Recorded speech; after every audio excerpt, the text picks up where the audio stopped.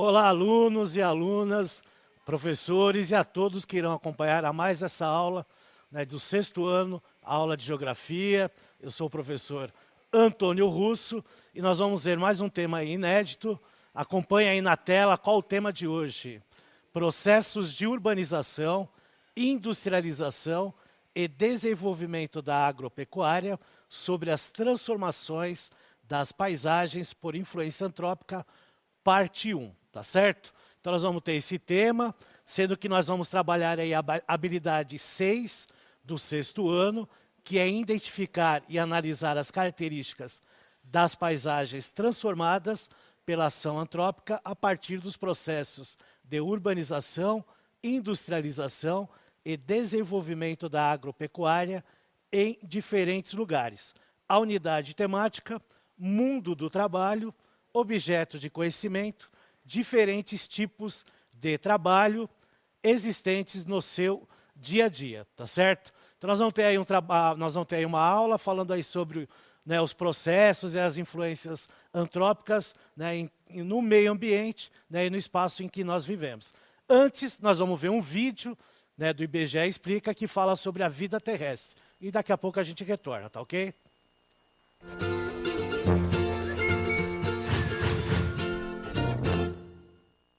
Olá! Sejam bem-vindos à série especial do IBGE Explica sobre os Objetivos de Desenvolvimento Sustentável.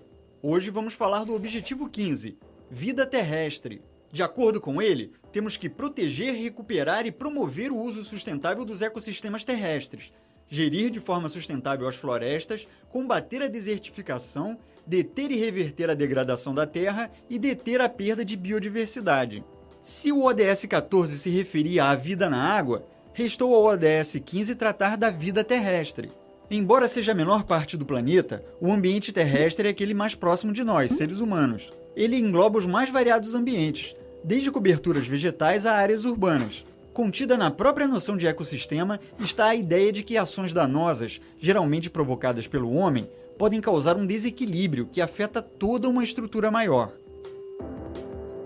As florestas, por exemplo, são parte essencial do ecossistema terrestre. Cerca de 1 bilhão e 600 milhões de pessoas dependem delas para sua subsistência, incluindo aí cerca de 70 milhões de indígenas. As florestas são o lar de mais de 80% de todas as espécies terrestres de animais, plantas e insetos.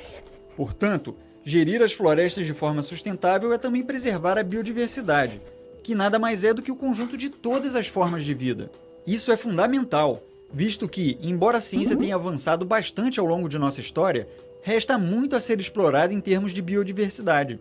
Das mais de 80 mil espécies arbóreas, menos de 1% foram estudadas para a identificação de seu uso potencial. Os micro-organismos e os invertebrados, fundamentais para os serviços que a natureza pode oferecer aos humanos, têm suas contribuições ainda pouco conhecidas e raramente valorizadas. Existe, então, um enorme potencial de desenvolvimento de medicamentos, por exemplo. Mesmo assim, o desmatamento vem sendo uma constante. No continente americano, de acordo com dados da FAO, entre 2000 e 2010, mais de 40 mil quilômetros quadrados de floresta foram desmatados por ano, para dar lugar, principalmente, à lavoura. Com isso, o processo de extinção de espécies é agravado. Segundo a lista vermelha da União Internacional para a Conservação da Natureza e dos Recursos Naturais, em 2017, das 5.674 espécies de mamíferos pesquisadas, 1.204, ou cerca de 22%, eram consideradas ameaçadas. Além do mais, a substituição da cobertura vegetal pela lavoura pode resultar na degradação do solo. Estima-se que 52% das terras utilizadas para a agricultura são moderadamente ou severamente afetadas pela degradação do solo. Desde 2008, ela já afetou 1,5 bilhão de pessoas em todo o mundo. Os casos mais graves de degradação do solo são os de desertificação. A desertificação é definida como um processo de degradação ambiental causada nos espaços áridos, semiáridos e subúmidos secos, que compromete seriamente os sistemas produtivos dessas áreas.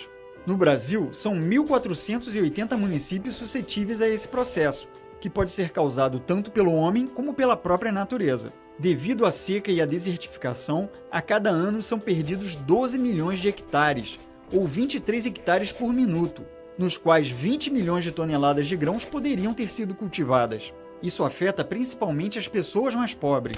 Para que esse e os demais desafios associados à vida terrestre sejam vencidos, o ODS 15 estabelece 12 metas, entre as quais: até 2020, promover a implementação da gestão sustentável de todos os tipos de florestas, deter o desmatamento, restaurar florestas degradadas e aumentar substancialmente o florestamento e o reflorestamento em escala global. Até 2030, combater a desertificação, restaurar a terra e o solo degradado, incluindo terrenos afetados pela desertificação, secas e inundações, e lutar para alcançar um mundo neutro em termos de degradação do solo. Tomar medidas urgentes e significativas para reduzir a degradação de hábitats naturais, deter a perda de biodiversidade e, até 2020, proteger e evitar a extinção de espécies ameaçadas. Vamos então nos esforçar para atingir o objetivo 15. Ficamos por aqui. Gostou do vídeo? Então curta e compartilhe e nos ajude a disseminar essa importante agenda global. Até a próxima! Bom, interessante o vídeo, né, porque mostra realmente, né, o quanto se tem a degradação aí do meio ambiente, né, tanto aí da fauna como da flora, né, e a importância da preservação, né, porque vai chegar um dado momento que isso aí vai ser cobrado e muito cobrado, né. Então, tem como trabalhar, né, fazendo uma aliança com a natureza, né, isso que a gente, né, vai trabalhar hoje nessa aula e ver, né, os aspectos que a ação antrópica proporciona aí, né, de malefício para a natureza. Bom, para a gente falar sobre a questão da ação antrópica, né, vamos ver o que é uma ação antrópica. Então, acompanhe aí na tela.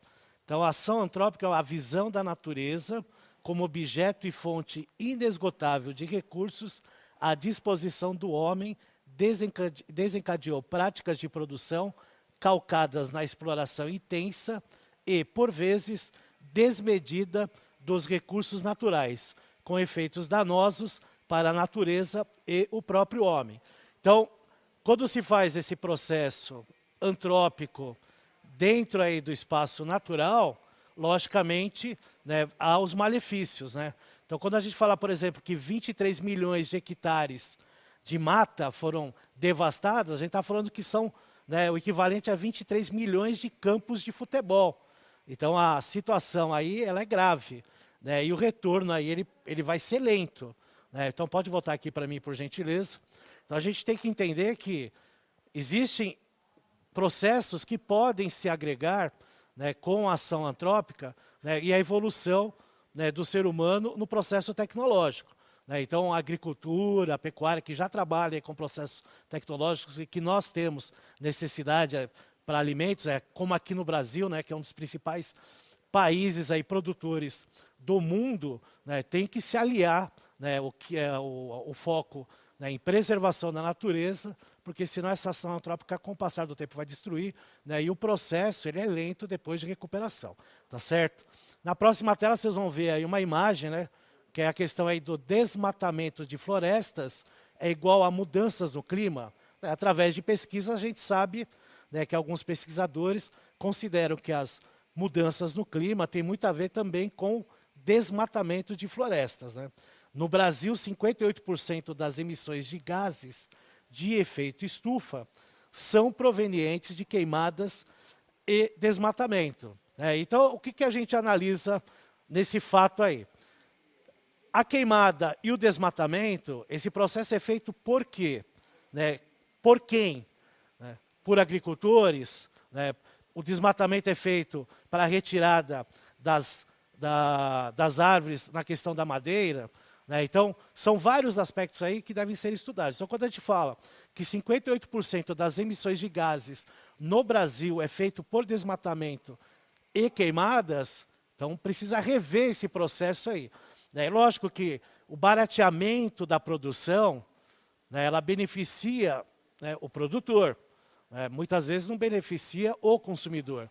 Né? Então, o lucro, que se considera aí o lucro exacerbado, né? Ou seja, o lucro exagerado em cima da produção, às vezes ocasiona malefícios para a natureza, que obviamente mais cedo ou mais tarde vai retornar aí para o ser humano, tá certo?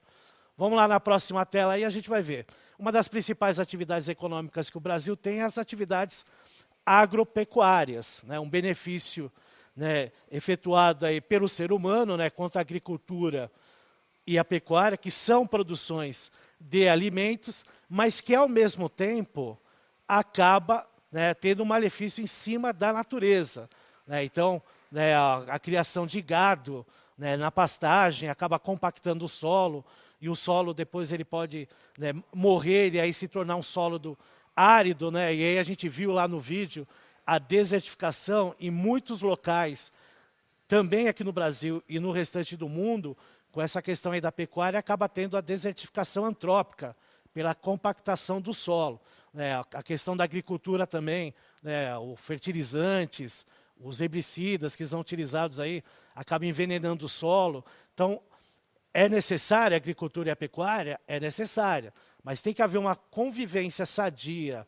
entre a produção com a natureza, né? Então, nós vamos ter vários exemplos aqui na aula, mostrando essa questão, né, dessa questão da produção, né, de se dar muita importância para a produção e deixar de lado a questão da natureza. Esse efeito aí, ele pode ser daqui 10 anos, daqui uma década, né, daqui um século, não importa, mas vai refletir de alguma maneira, né? Nós temos empresas ultramodernas em tecnologia. Aqui no Brasil nós temos a Embrapa, né, que tem um alto processo tecnológico para cada vez mais tentar, né, amenizar esse processo que acontece na natureza, né? Então, a degradação do solo ela é muito grave, né? E ela vai se estendendo no mundo afora e vai fazendo com que, né, a produção acaba se minimizando pela área, né? Então, as áreas vão se desertificando e vão se tornando inútil para a produção agrícola e para a criação de gado. Como a gente vê na próxima imagem, por exemplo, aí, a degradação do solo pela atividade agrícola.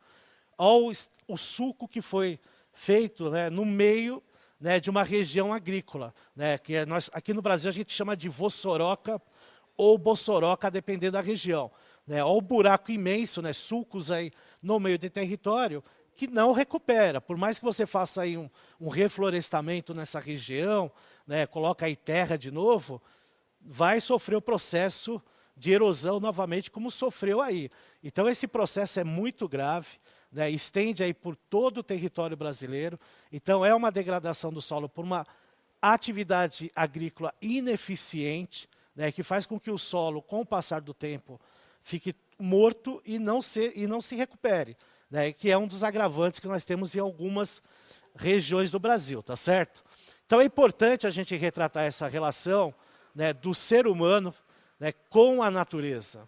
Então, nós temos, logicamente, a necessidade do alimento, né, mas da produção de outros materiais que nós consumimos no nosso dia a dia, mas temos que entender também que existem processos que degradam e não há retorno mais. Então, a imagem que a gente viu anteriormente é um claro exemplo disso.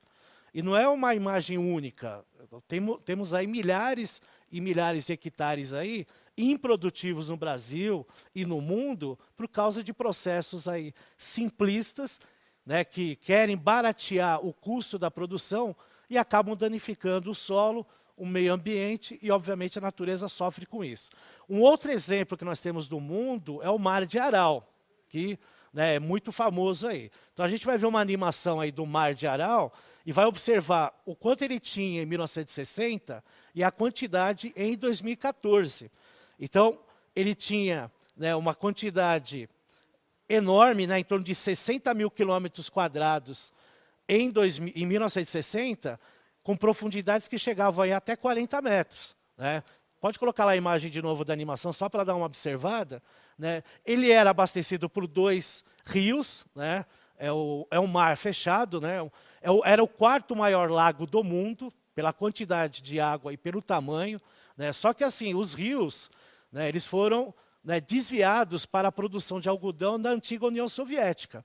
Então, esse mar, vocês estão observando, ele está no Cazaquistão e no Uzbequistão. Né? Então, nós temos hoje 10%, pode voltar para mim, por gentileza, existe hoje mais ou menos 10% da quantidade de água que existia em 1960. Né? E ele só não diminuiu mais porque houve um represamento da água na região do Uzbequistão. né, e aí eles acabaram represando. Então, quando chove, o que também é raro na região, porque a diminuição da água fez com que, né, essa alteração climática na região agravasse. Então, a quantidade de chuva lá é bem menor do que na década de 60. Então, esse processo ele levou 40 anos para ver a diminuição drástica dessa quantidade de água do Mar de Aral. Tá?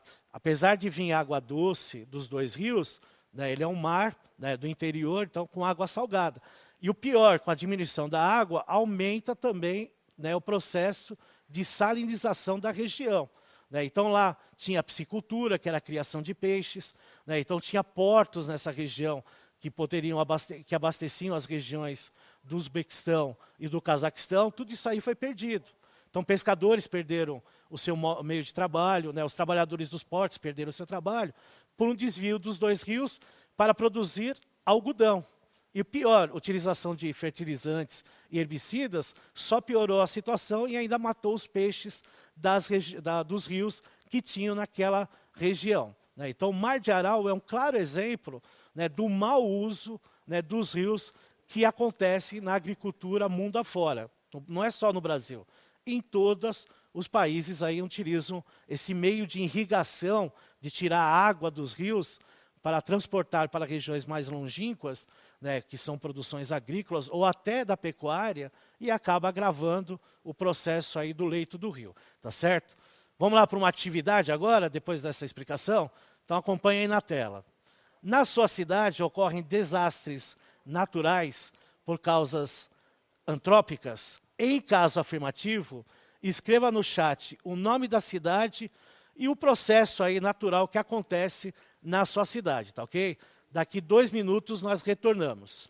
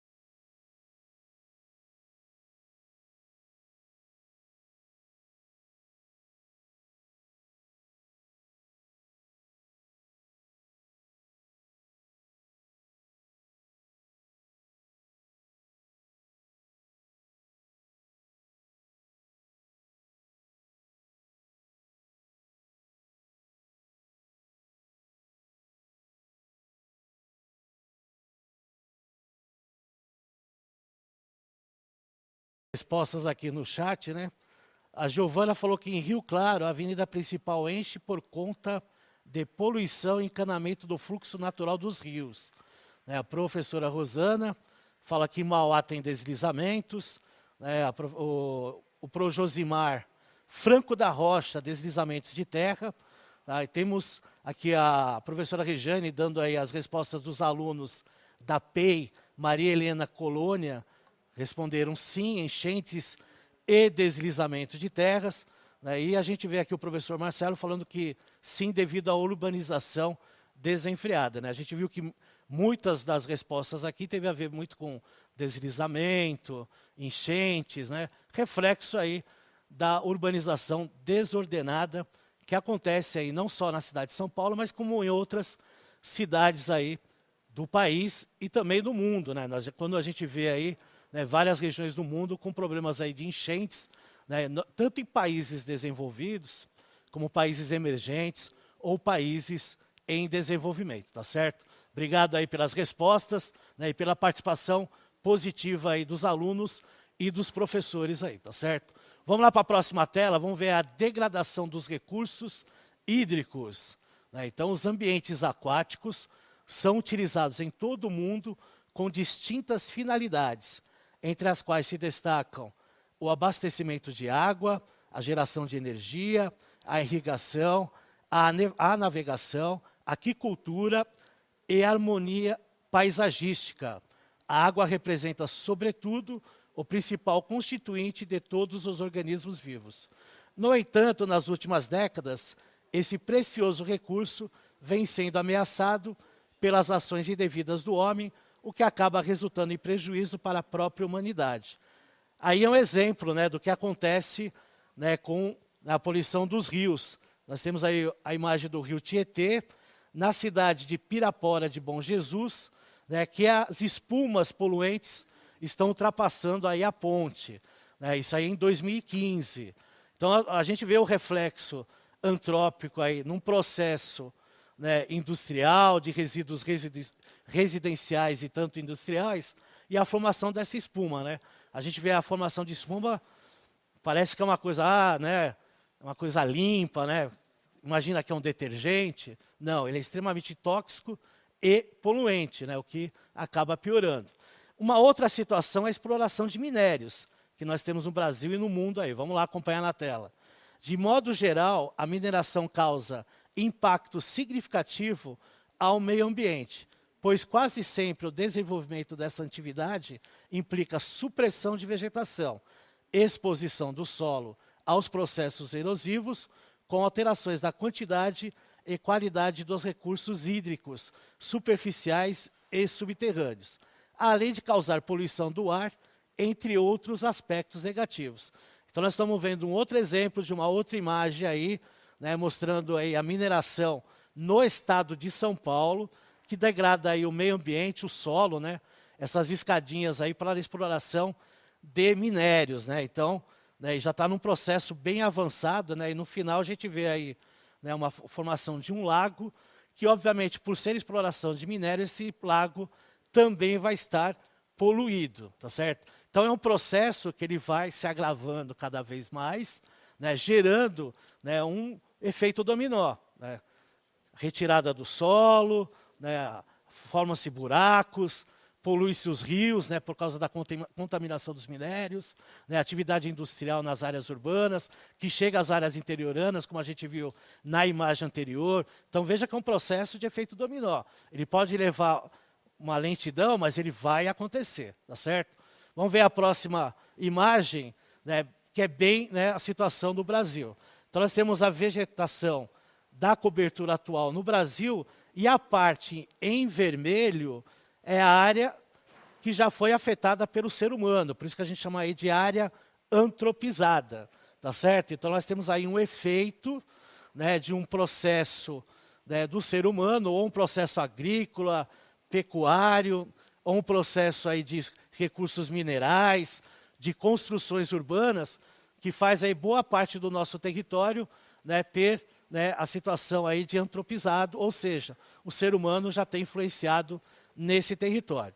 Já na próxima imagem, a gente vai ver lixo nos oceanos, né? Aquela pessoa que vai na praia, né, não leva lá, né, leva sua bebidinha, sua comidinha, mas não leva um saquinho plástico, uma caixinha para colocar esse material e levar de volta e colocar no lixo, né, acaba indo para o mar, né, então acaba prejudicando não só, né, as águas, como também os seres vivos. E as plataformas de petróleo, extremamente necessárias, né, que já poderiam ter sido substituídas aí por combustíveis, né, mais limpos, né, mas ainda utilizamos boa parte das nossas fontes de energias vindas do petróleo, né, então essas plataformas aí que ficam nos mares aí acabam influenciando na poluição, tá certo? Para finalizar, entra aí na tela do Saiba Mais, printe a tela, faça aí uma pesquisa aí no site da Secretaria de Infraestrutura e Meio Ambiente do Portal da Educação Ambiental, tá certo? Eu quero agradecer aí a todos pela participação aí no chat, pela participação da aula, espero que tenham gostado, né? Lembrem-se que vocês, professores aí, podem utilizar essa aula em um outro momento, está no repositório, e agradeço quem participa positivamente sempre das aulas, né, sem reclamação, e sim, né, sempre ajudando a gente aqui nas aulas do Centro de Mídia. Aproveita aí e não esqueçam de avaliar a aula. Um abraço a todos.